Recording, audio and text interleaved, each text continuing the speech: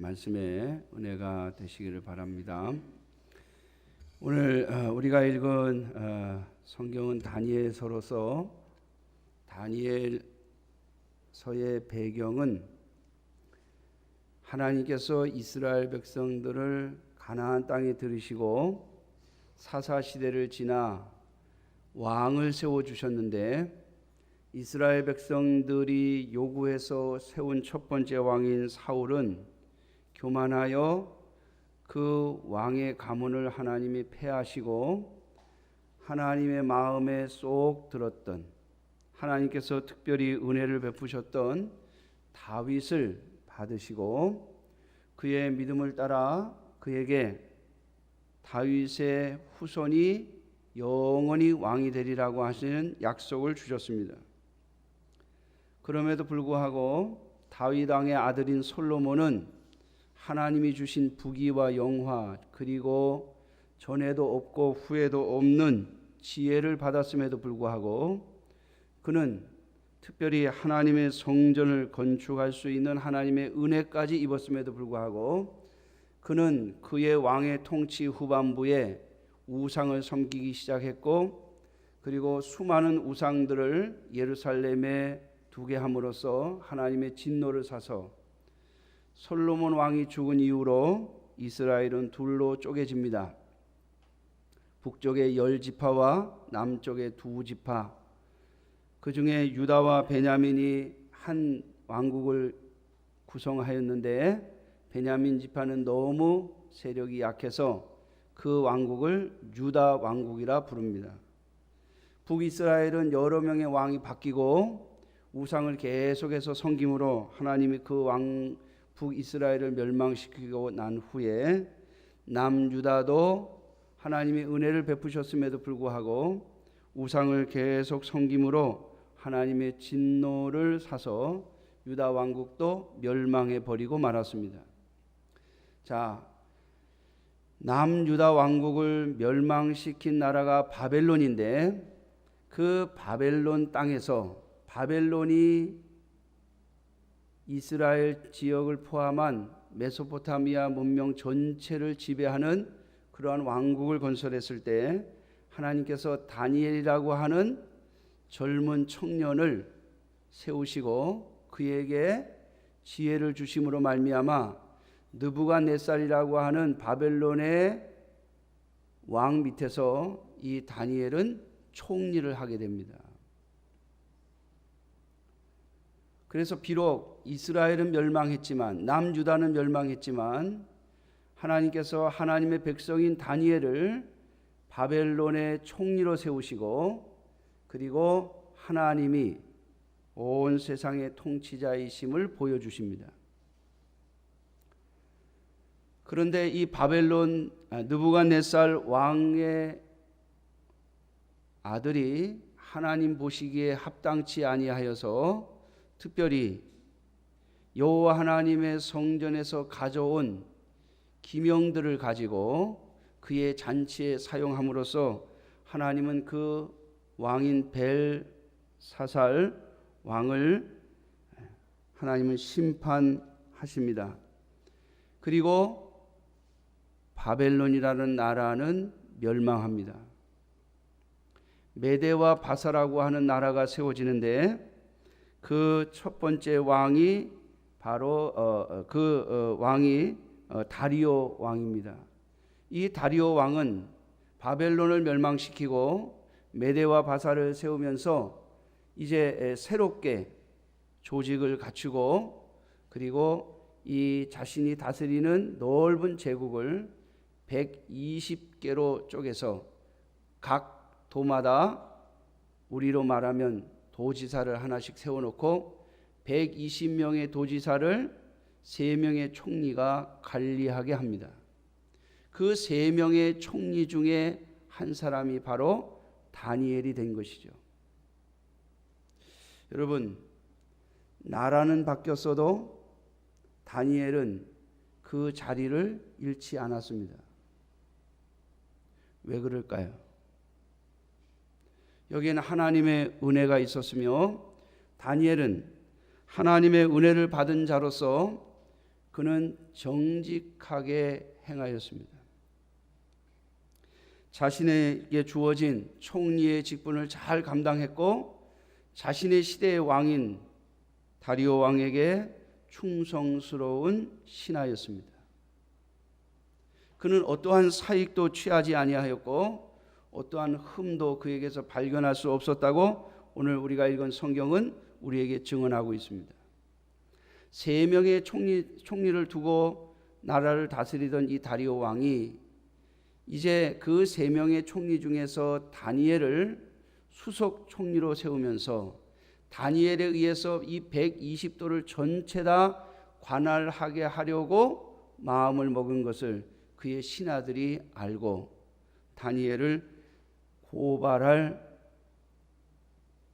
근거를 찾아 나섭니다. 그런데 다니엘에게서는 어떠한 부정과 부패도 찾을 수가 없었습니다. 오늘 성경은 그가 충성되어 아무 그릇됨도 없고 아무 허물도 없다라고 말하고 있습니다. 우리나라 속담에 그런 말이 있죠.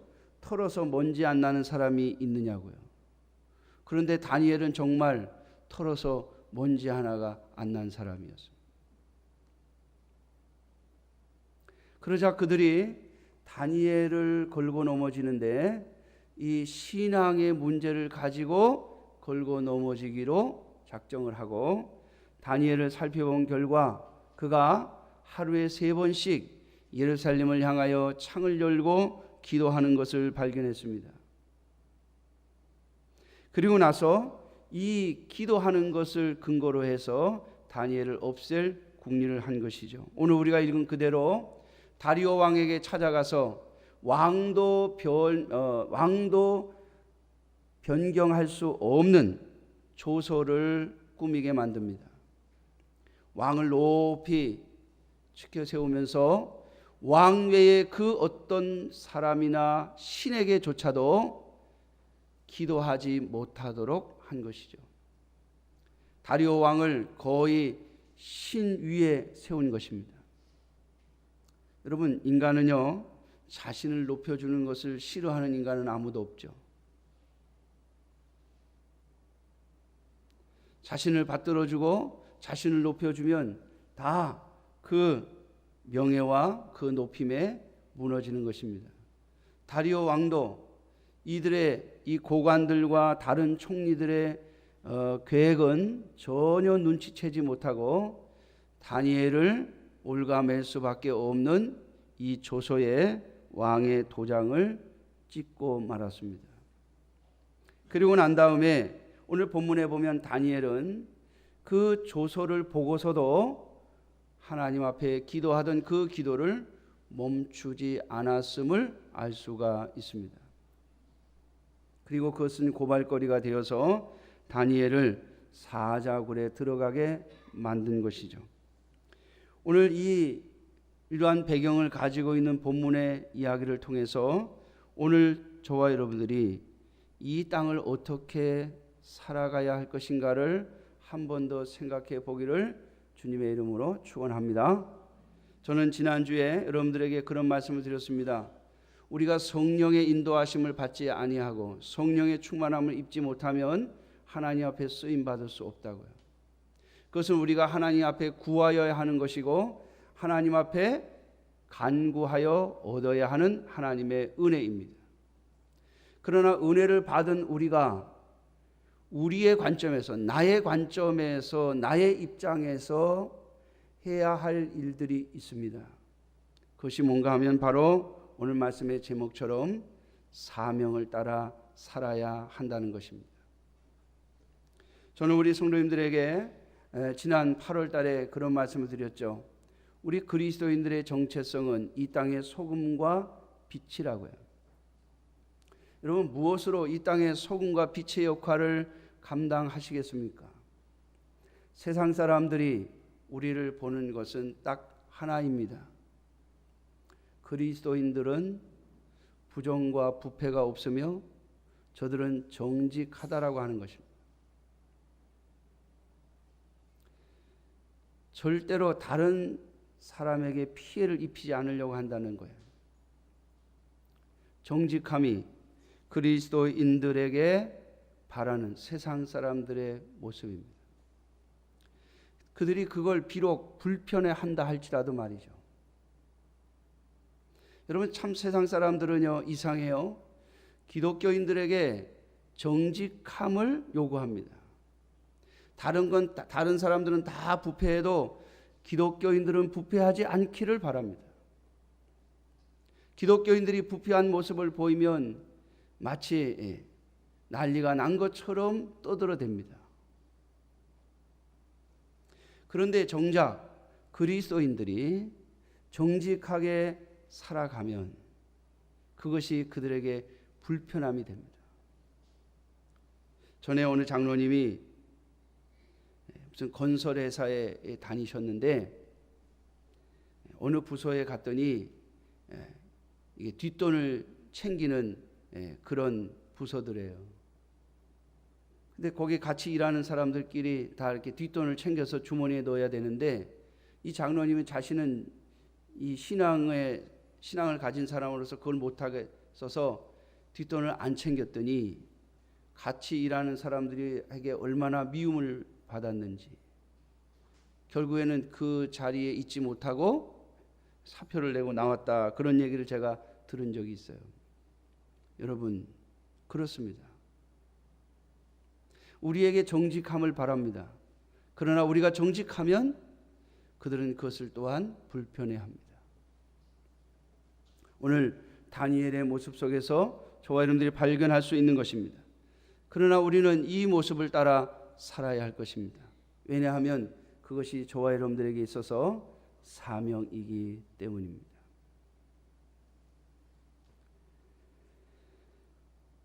다니엘은 또 다른 사명을 가지고 있었습니다.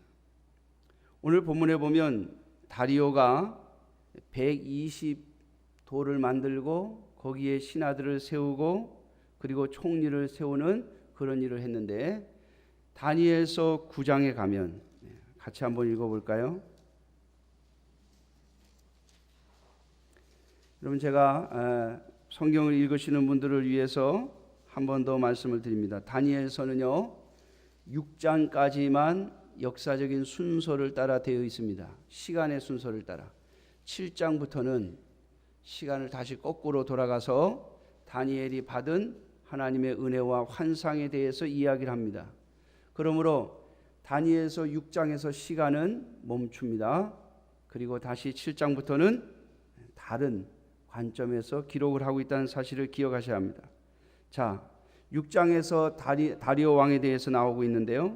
9장에 가시면 9장 1절부터 2절 말씀, 3절 말씀까지만 우리 같이 읽겠습니다. 시작. 메대 족속 아수에로의 아들 다리오가 갈대아 나라 왕으로 세움을 받던 첫 해, 곧 그 통치 원년에 나 다니엘이 책을 통해 여호와께서 말씀으로 선지자 에레미야에게 알려주신 그 연수를 깨달았나니 곧 예루살렘의 황폐함이 70년 만에 그치리라 하신 것이니라. 내가 금식하며 베옷을 입고 죄를 덮어 쓰고 주 하나님께 기도하며 간구하기를 결심하고. 아멘. 자, 다니엘이 이 다리오 왕 통치 아래서 총리가 되기 전에, 다리오 왕이 막 왕으로 등극했을 때, 여러분 그때는 다니엘이 총리가 될 때가 아니에요.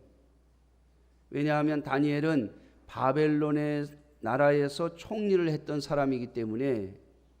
요즘 우리도 그렇잖아요. 전 정권에서 뭘 한 사람 씁니까? 안 쓰죠.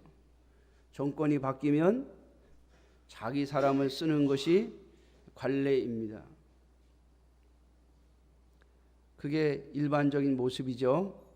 그러므로 다리오 왕도 나라를 새롭게 했고 바벨론을 멸망시켰기 때문에 멸망한 나라의 총리를 했던 다니엘을 바로 쓰지 않았을 것입니다. 그런데 나중에 다 나라를 정비하고 통치 구조를 갖추면서 인재를 찾다 보니까 다니엘이 합당한 사람이라는 것을 알게 되어서 비록 그가 전 나라인 바벨론의 총리였지만 그를 총리의 한 사람으로 사용한 것입니다. 그러므로 다니엘서 9장에 보면 9장에 나오는 내용은 다니엘이 총리가 되기 전에 하나님의 말씀인 예레미야 선지자의 글을 읽으면서 깨달은 것이 있습니다. 그게 뭔가 하면 하나님께서 이스라엘을 바벨론에게 망한 후 70년 후에는 돌려주시겠다는 약속이 예레미야 선지서에 있는 것을 보았습니다. 여러분, 다니엘도 마찬가지예요. 예레미야서를 읽기 전에 그는 언젠가 이스라엘이 회복되기를 바랬을 겁니다.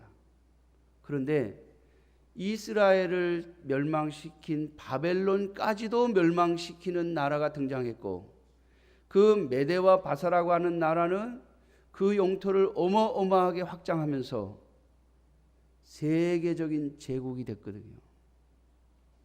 여러분, 그 나라가 세계사 속에 나오는 페르시아 제국입니다. 페르시아 제국.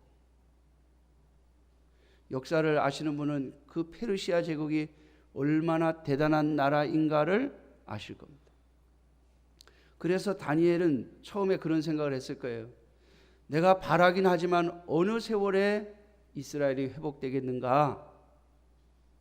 그런데 예레미야서를 딱 보는 순간 다니엘은요, 눈이 번쩍 뜨였습니다. 하나님이 70년 뒤에는 돌이켜 주시겠다.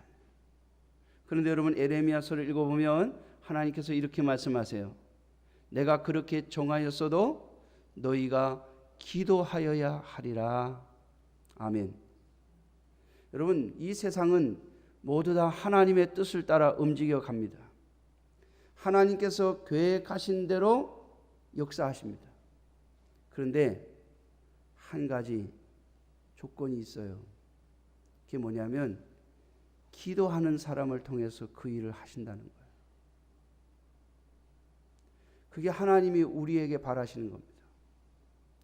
기도하며 하나님의 역사하심을 구하고 자기의 사명을 감당하는 것입니다. 다니엘은 예레미야서를 읽으면서 하나님께서 예루살렘을 회복시켜 주시겠다는 약속의 말씀을 읽고 그리고 결심을 합니다. 내가 하루에 3번씩 이 일을 위하여 기도하겠다. 이것이 바로 다니엘이 가지고 있었던 사명입니다. 그가 인간의 관점에서 그에게 주어진 사명이었고 그가 하기로 결심한 사명이었습니다. 하나님의 말씀을 읽으면서 하나님의 말씀을 깨달으면서 주신 하나님의 은혜와 감동은 우리에게 사명입니다. 사랑하는 성도 여러분, 그러므로 하나님의 말씀을 묵상하고 하나님의 말씀을 읽으며 그 말씀 속에서 주시는 깨달음이 여러분들의 사명인 줄 알고 그 사명을 감당하는 여러분들 되시기를 주님의 이름으로 축원합니다. 자, 다니엘이 이 사명을 받았습니다. 그래서 매일같이 하루에 3번씩 기도하는데 하나님이 총리로 그를 세워주십니다. 그가 총리가 되었어도 그는 하루에 3번씩 예루살렘을 향하여 기도하던 것을 멈추지 않았습니다. 왜냐하면 그것은 그에게 주신 하나님의 사명이었기 때문입니다. 그런데 오늘 본문 10절에 보면 다니엘이 이 조서에 왕의 도장이 찍힌 것을 알고도 자기 집에 돌아가서는 윗방에 올라가 예루살렘으로 향한 창을 열고 전에 하던 대로 하루에 3번씩 무릎을 꿇고 기도하였다라고 말씀하고 있습니다. 여러분,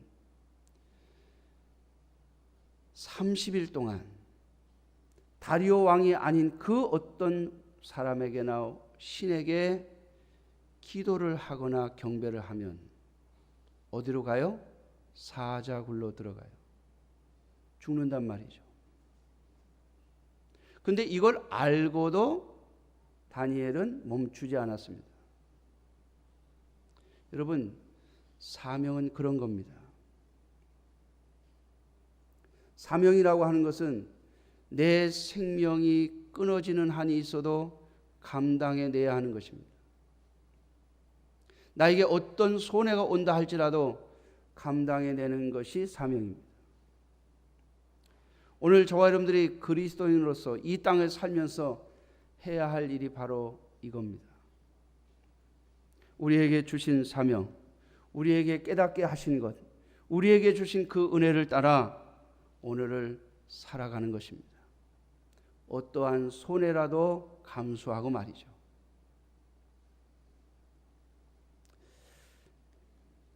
저는 다니엘이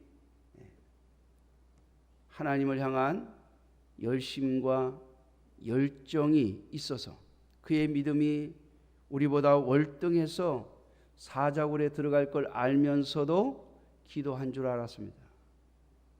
그러나 여러분, 다니엘 우리와 똑같은 성정을 가진 인간입니다. 여러분, 왜 다니엘이 두렵지 않았겠습니까? 왜 다니엘이 염려가 되지 않았겠습니까? 내가 여기서 죽어버리면 총리의 지위도 잃어버릴 것이고 내 가족들도 위험할 수 있다는 생각을 안 했겠습니까? 또한 내가 한 달 동안 기도를 멈춘다고 해서 뭐가 달라지느냐라는 생각은 안 했겠습니까? 한 달만 쉬자라고 하는 생각도 들었을지도 모릅니다. 그러나 그가 멈출 수 없었던 것은 이것이 자신에게 주신 사명이었기 때문입니다. 사랑하는 성도 여러분, 오늘 저와 여러분들에게 주신 사명은 우리가 반드시 감당해야 할 일입니다. 뿐만 아니라 오늘 본문을 보면 다니엘이 사자굴에 들어가게 되는데 우리는 본문을 15절에서 끊었습니다. 너무 길어서. 그런데 결국 다니엘은 사자굴에서 살아나왔죠. 그리고 여러분, 그 사자굴에 누가 대신 들어갔느냐 하면 다니엘을 모함하던 자들이 다 들어갔습니다. 사랑하는 성도 여러분, 하나님께서 우리에게 주신 사명은 우리의 생명을 잃어버리고 우리를 손해보게 하는 것이 아니라 우리에게 생명을 주시고 우리를 복되게 하시려고 하시는 하나님의 뜻입니다. 이것을 정말 여러분들이 믿는다면 어떠한 어려움이나 어떠한 손해를 감수하고도 주신 사명을 감당할 수 있는 자들이 되시기를 주님의 이름으로 축원합니다. 왜냐하면 그것은 우리의 생명을 보장할 것이고 또 우리에게 하나님이 주시는 복을 가져올 것이기 때문입니다. 하나님은 결코 우리에게 손해를 주시려고 또 우리를 망하게 하시려고 우리에게 사명을 주시는 법은 없습니다. 하나님께서 다니엘에게 주신 이 사명은 참 이상하게도 다니엘을 고발하려고 하는, 다니엘을 모함하려고 하는 자들의 빌미가 되었고, 그리고 이로 인하여서 다니엘은 사자굴에 들어갔지만 그가 죄가 없음을 하나님이 증명해내셨습니다. 사자의 입을 막으시고 그를 살려내심으로써 다니엘이 믿는 하나님이 참 하나님이심을 증명하셨고, 오히려 다니엘을 모함했던 자들을 그 사자굴에 들어가게 하심으로써 다니엘의 모든 적을 일거에 쓸어버리셨습니다.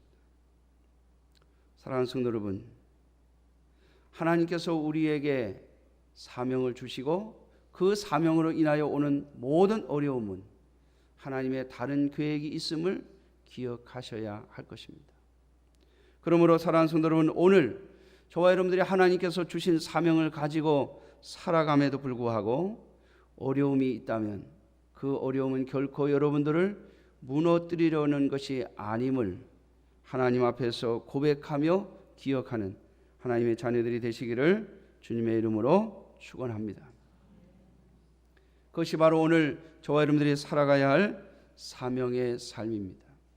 사랑하는 성도 여러분, 우리가 살아가는 이 시대는 점점 그리스도인들이 살아가기 점점 힘든 시대를 살아가고 있습니다.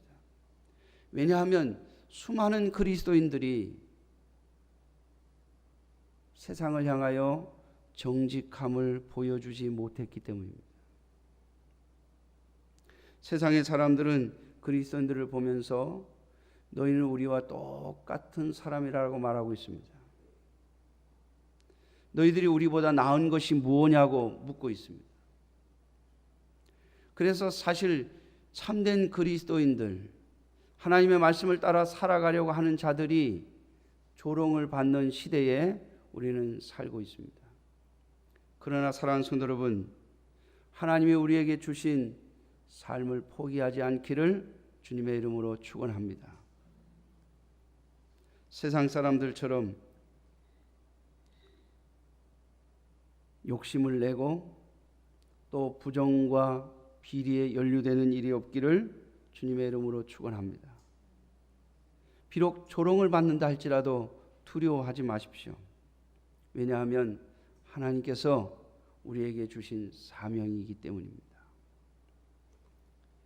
우리는 이 땅에 살면서 비록 사람이 바뀌고 지배자가 바뀐다 할지라도 그리스도인들은 항상 인정을 받는 삶을 살아가야 할 것입니다. 제가 전에도 말씀드렸죠? 작년인가요? 요셉이 젊은 나이에 보디발의 집에 총무가 된 것은 그의 정직함 때문이라고요. 보디발이 저 요셉에게는 무엇을 맡겨도 내가 손해를 보지 않을 거라고 하는, 저 요셉은 단 한 톨도 나를 속이지 않을 것이라고 하는 확신이 있었기에 그 나이 많은 종들을 제치고 요셉을 자신의 집에 모든 것을 관장하는 총리로 세웠다는 사실을 잊지 마십시오. 우리가 정직하게 살면 하나님은 그 대가를 우리에게 주실 것입니다. 물론 어려움을 당할 때도 있을 겁니다. 또 오해를 받을 때도 있을 겁니다. 아니, 모함을 받을 때도 있을 겁니다. 그러나 그 모든 것은 과정일 것이고 하나님은 요셉처럼 또 다니엘처럼 우리를 세워주실 것입니다. 그때 저와 여러분들은 하나님께서 우리의 주인이시며 우리의 왕이심을 고백해야 할 줄로 믿습니다.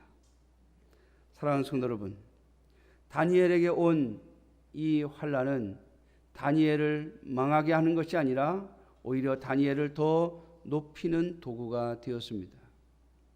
오늘 우리에게 주어지는 모든 위협 그리고 우리를 괴롭게 하는 것들을 앞에서 두려워 떨지 않는 저와 여러분들이 되시기를 주님의 이름으로 축원합니다. 우리가 하나님께서 주신 사명을 붙잡고만 있다면 하나님은 결코 우리를 실망시키지 않으실 것입니다. 오히려 그 환난의 시기가 우리를 세우시는 하나님의 도구가 될 것이기 때문입니다. 그러므로 오늘 이 시대를 살아가면서 그리스도인의 사명, 정직함의 사명을 살아가는 저와 여러분들이 되시기를 주님의 이름으로 축원합니다. 두 번째로는 다니엘이 받았던 이 기도의 사명처럼 하나님께서 우리에게 깨닫게 하시고 하나님께서 나를 필요로 하는 곳이 있음을 깨달았다면 그 자리에서 하나님께 쓰임받는 저와 여러분들이 되시기를 주님의 이름으로 축원합니다. 다니엘은요, 그 에레미야 선지자의 글을 읽으면서 내가 기도해야 되겠구나, 기도하여야 하리라고 하신 그 말씀에 바로 내가 사용되어야 하지 않겠느냐라고 하는 생각을 했습니다. 뿐만 아니라 오늘 본문을 보면 그는 모든 사람이 볼 수 있는, 누구나 볼 수 있는 모습으로 예루살렘을 향하여 창을 열고 하루에 3번씩 기도했습니다. 그것은 이방인들 보라고 한 것이 아닙니다. 하나님의 백성들이 보라고 한 것입니다. 여러분, 다니엘의 시대에 다니엘은 유대인들 가운데 가장 출세한 사람입니다. 모든 유대인들이 다니엘을 주목하여 보고 있는 시대입니다. 우리는 다 나라 이런 망국인의 삶을 살지만 저 다니엘은 이 바벨론 땅에서 그리고 이 페르시아 제국에서 총리의 자리에 오른 사람이기 때문에 많은 유대인들이 다니엘을 쳐다보고 있었을 겁니다. 그런데 다니엘이 예루살렘을 향하여 기도하고 있다는 소문이 들려옵니다. 여러분, 여기에 믿음의 사람들은 다니엘과 함께 했을 것입니다. 사랑하는 성도 여러분, 죄 짓는 것에 본이 아니라 사명을 감당하는 본을 보일 수 있는 저와 여러분들이 되시기를 주님의 이름으로 축원합니다. 그것이 오늘 저와 여러분들이 이 땅을 살아가야 할 사명입니다. 수많은 사람들이 신앙을 포기하거나 신앙에서 변질되어 세상을 향하여 나아갈 것입니다. 이미 한국 기독교 안에 기독교인의 숫자가 줄어가고 있습니다. 청년들은 교회를 등한시하고 있고 이미 나이 드신 분들은 이제 주님의 부르심을 받고 있고 젊은 사람들은 교회를 슬금슬금 떠나가고 있습니다. 여러분, 이러한 시대에 저와 여러분들에게 주신 사명이 무엇이겠습니까? 하나님은 오늘도 살아계시고 그 하나님 앞에 우리가 정직하고 또 하나님이 주신 말씀을 따라 살아가야 할 사명이 우리에게 있음을 보여주는 자들이 되어야 하지 않겠습니까? 사랑하는 성도 여러분, 교회를 떠나려고 했던 자들이 만일 나를 보고 여러분들을 보고 내가 저 집사님을 보고 저 장로님을 보고 저 권사님을 보고 저 성도님을 보니 신앙을 떠나서는 안 되겠구나. 여러분, 그렇게 말할 수 있는 자들이 되어야 할 것입니다. 참으로 기독교인들의 숫자가 줄어들어가고 교회가 점점 약해져가는 이 시대 속에서 다니엘처럼 사명을 받아 쓰임받는 하나님의 귀한 자녀들이 되시기를 주님의 이름으로 축원합니다. 기도하겠습니다. 자비로우신 아버지 하나님,